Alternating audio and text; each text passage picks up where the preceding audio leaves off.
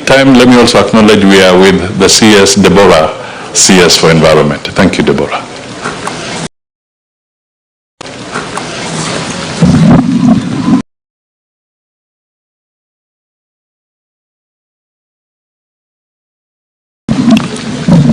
Sister Ida,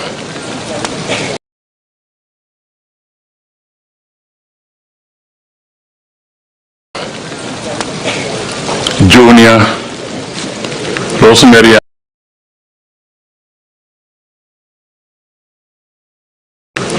and Winnie, the entire family of Odinga, and one of the many millions in Kenya who greatly mourn the passing on of Raila Amolo Odinga, one of the many. And if there were a few who doubted that, the way the country mourned him has never been witnessed in Kenya. We have a lot to say, but I can say this, just 2 points. One, when I was Attorney General of Kenya, I worked very closely with Raila Amolo Odinga.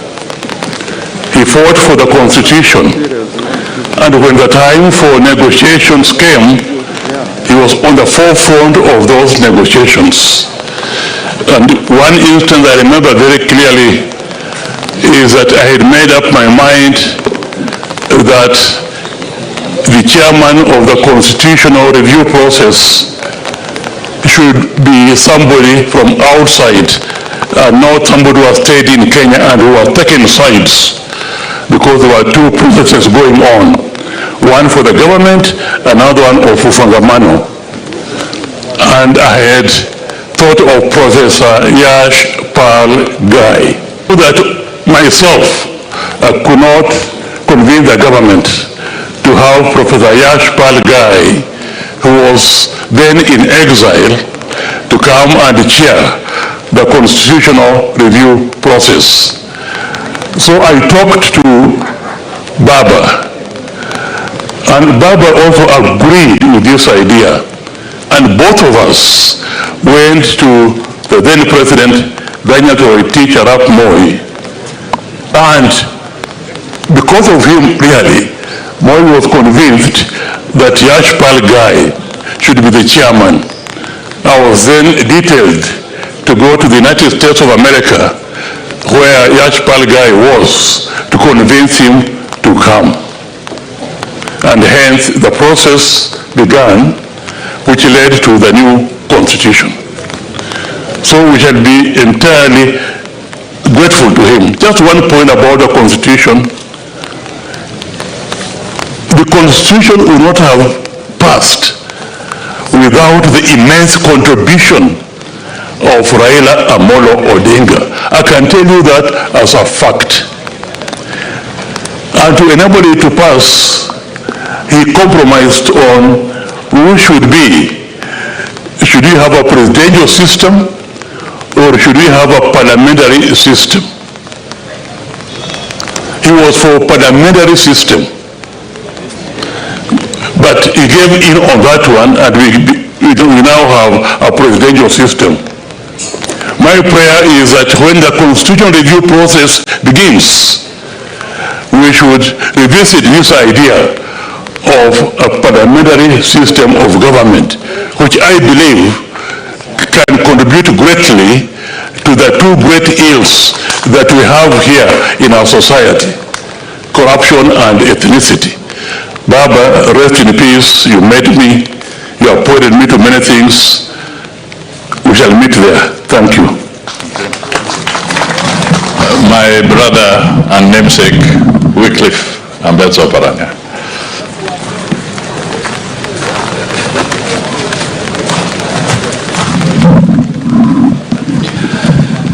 The dear family of my friend Raila Amolo Odinga, the former president of the Ghana, my colleagues who are here, ladies and gentlemen, I think me there's nothing much I can say. Most of you know that it is Raila who made me my political journey until where I am. From the year 2000, for the last 25 years, we have worked together. More so, I've been his deputy party leader for the last 13 years, when we worked very closely. Apart from being my party leader, he was a dear friend, and that's why he requested me to have a wing in my own house for him to rest when he comes to Western. And indeed I did that, and you know, when he came to Western, he stayed with me in my own home. So I have lost a mentor, a confidant, and I will forever remember him on what he did for me personally and what he has done for this entire country. I can talk a lot about Raila, and I hope one of these days I will have time to write a book on my relationship with Raila. But Baba, I shall miss you. I shall miss your company. I shall miss your advice. Go well. Thank you. May I call upon the Speaker of the National Assembly, Moses Masika Wetangula, to finish that phase, and then we are done.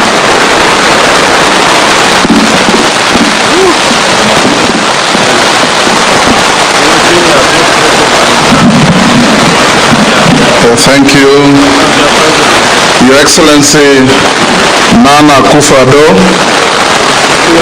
retired President of Ghana, who we served together as foreign ministers of our respective countries at the same time. Distinguished monarchs, Junior, on behalf of the family, I did speak at Bondo University on the day we rested our dear brother and Baba. We've just come today as a region, as a community, to fulfill cultural and ritual rites of coming to the resting place of our brother, to say pole to the family. Raila Amolo Odinga has left many orphans.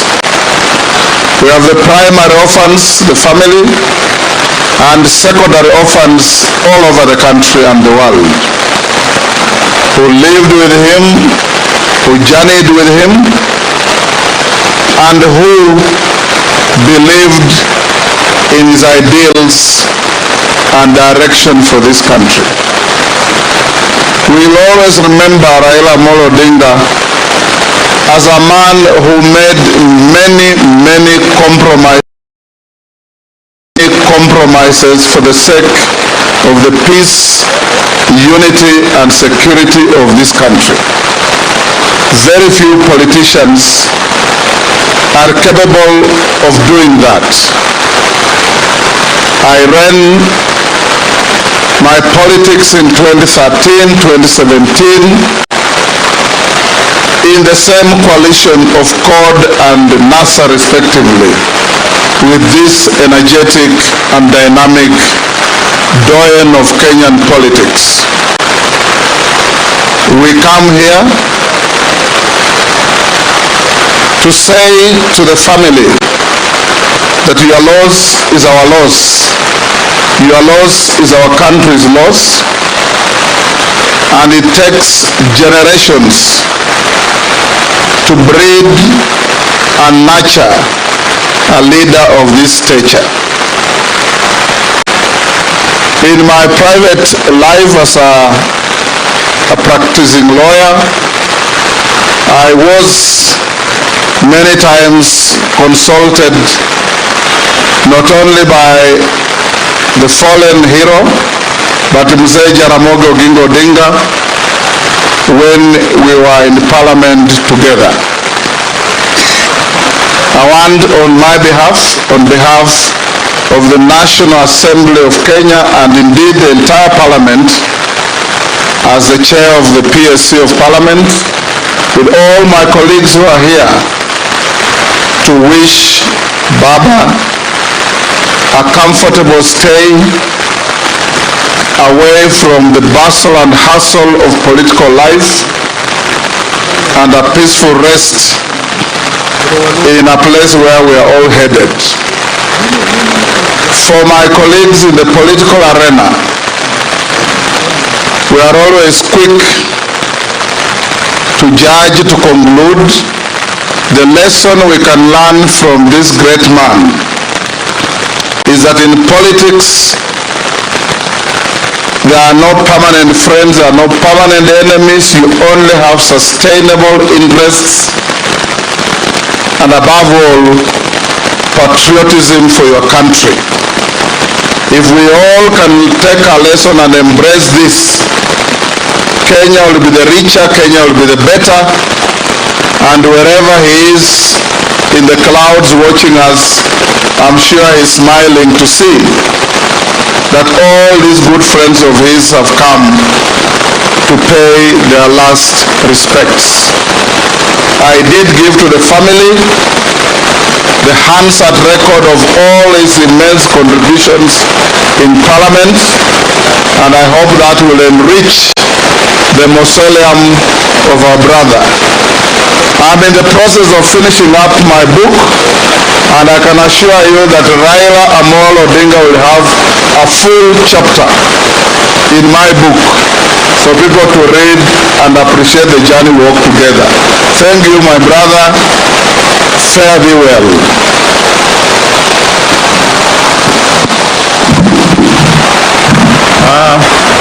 I think the presence of the President of Ghana has brought us blessings of the rain. I was talking to him about rainy seasons here in Kenya and in Ghana. And this time we have the short rains. But Mr. President, with the utmost humility, I ask you to come and address the congregation, and then Junior, you will have the last word. Thank you, thank you. Welcome.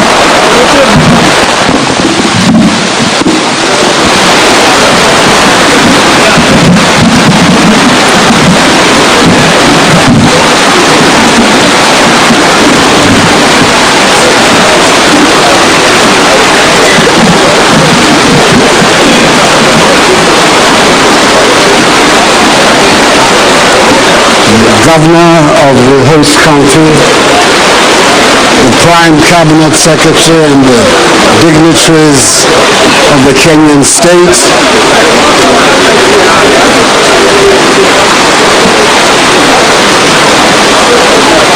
we came to Kenya on Sunday, my compatriots and I, to attend 2 conferences. We took the decision that before going back to Accra, we would come here to pay our respects to a man whom I was privileged